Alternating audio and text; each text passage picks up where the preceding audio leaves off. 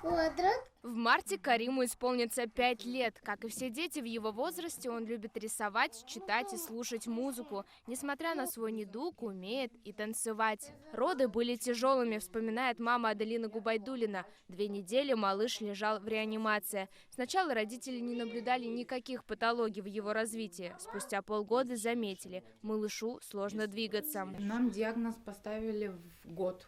ДЦП, но врачи говорили уже пораньше. Карим лечился в Казани, Москве и Евпатории. По словам матери, видимых результатов не было. В прошлом году от знакомых узнали об оздоровительном центре в Пензе. Открыли сбор в соцсетях. На собранные 300 тысяч рублей Кариму удалось пройти 2 курса лечения. После первых же занятий семья заметила изменения. Уменьшился тонус мышц, улучшилась мелкая моторика.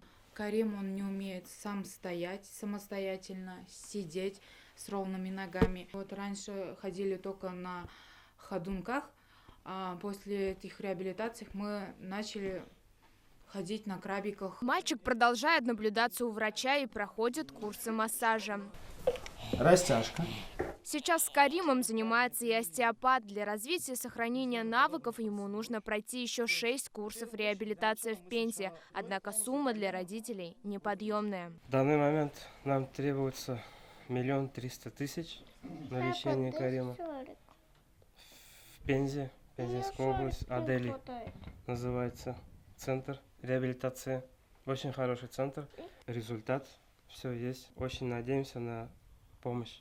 На данный момент семье удалось собрать 130 тысяч рублей. Нужно больше миллиона. Наши телезрители уже подарили шанс на выздоровление Амелии Шагиевой с редкой генетической болезнью. Для лечения нужно было 4,5 миллиона рублей. 400 тысяч из них собрали с вашей помощью. 18-летней Эльмире Кадыровой с лейкозом вы перевели более 600 тысяч на реабилитацию. Нужно было около 2 миллионов. Давайте сейчас не останемся в стороне.